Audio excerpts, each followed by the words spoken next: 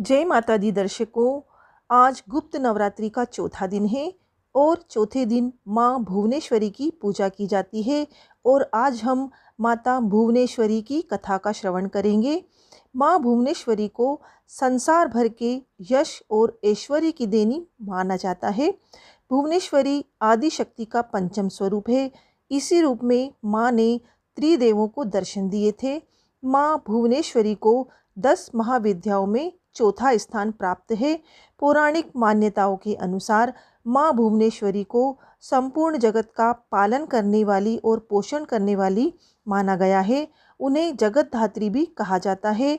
माँ भुवनेश्वरी 14 भुवनों की स्वामिनी है और माँ को भगवान शिव की सखी माना गया है। आइए अब हम माता भुवनेश्वरी की कथा का श्रवण करेंगे। कथा से पहले सब लोग जयकारा लगाएं। जय माता दी। पौराणिक कथा के अनुसार काल की शुरुआत में ब्रह्मा, विष्णु और रुद्र जगत की संरचना आरंभ कर रहे थे।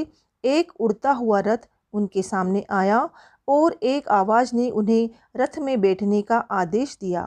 जैसे ही त्रिदेव रथ में बैठे, वह मन की गति से उड़ने लगा और उन्हें एक अजीब से स्थान पर लेकर गया। यह स्थान असल में रत्नों का द्वीप था, जिसके चारों ओर अमृत का सागर और मनमोहक आकर्षक जंगल थे।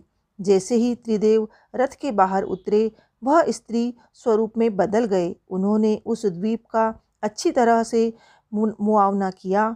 वहाँ उन्हें एक शहर मिला। उस शहर के चारों तरफ सुरक्षा की 9 परतें थीं और इस शहर की सुरक्षा उग्र स्वभाव के भैरव, क्षत्रपाल, मातृका और दिक्पाल कर रहे थे। जैसे ही वह शहर के अंदर गए, शहर का सौंदर्य और विकास देखकर मंत्रमुग्ध हो गए। आखिर में शहर के अंदर स्थित मुख्य राजमहल में पहुँचे, जिसका नाम चिंतामणि ग्रह था और जिसकी सुरक्षा योगिनियाँ कर रही थीं।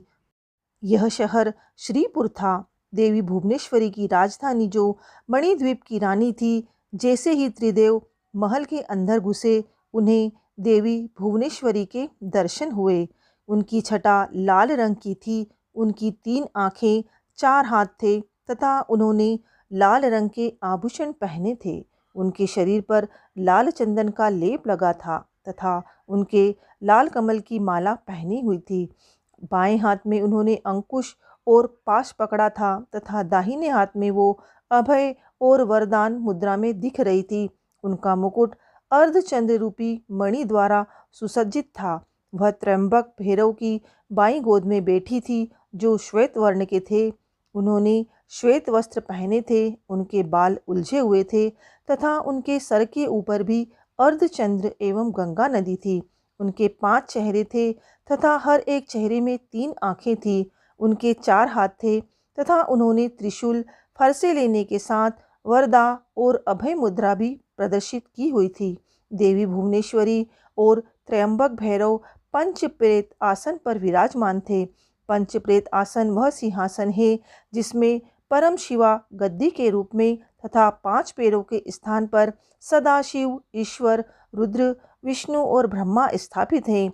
इन सब की सेवा में अनेक योगिनियाँ थीं। इनमें से कुछ पंखा ढोल रही थी, कुछ कपूर डालकर पान के पत्ते समर्पित कर रही थी, कुछ नए शीशे पकड़ी हुई थी, कुछ घी, शहद और नारियल पानी समर्पित कर रही थी, कुछ माता के बाल का श्रृंगार करने के लिए तैयार थी, कुछ देवी के मनोरंजन के लिए नृत्य तथा गायन में लिप्त थीं। त्रिदेव ने वहाँ पर असंख्य ब्रह्मांड देखे। हर ब्रह्मांड में उनकी तरह ही त्रिदेव थे और यह सब उन्होंने माता भुवनेश्वरी के पैरों के नाखून में ही देख लिया।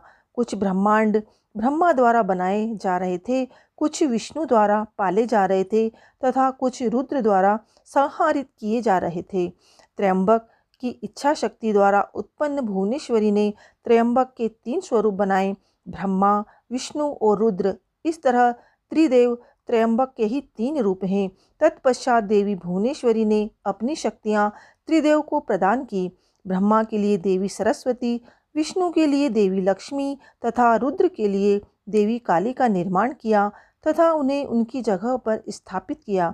ब्रह्मा और सरस्वती ने मिलकर एक ब्रह्मांड रूपी अंडा बनाया रुद्र और काली ने इसे तोड़ा, जिससे पंचतत्व स्वरूप में आए।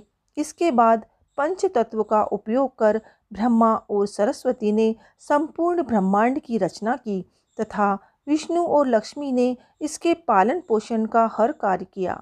अंत में रुद्र और काली ब्रह्मांड की समाप्ति की, ताकि सरस्वती और ब्रह्मा पुनर्रचना शुरू कर सके। तो ये थी चौथे दिन माता भुवनेश्वरी की कथा। अगर आप पहले, दूसरे और तीसरे दिन की कथा श्रवण करना चाहते हैं तो ये आपको हमारे चैनल पर मिल जाएगी। वीडियो अच्छी लगे तो वीडियो को लाइक करें, शेयर करें और हमारे चैनल को सब्सक्राइब करें, ताकि इसी तरह की सभी प्रकार की कथा का श्रवण आप कर सकें। जय माता दी।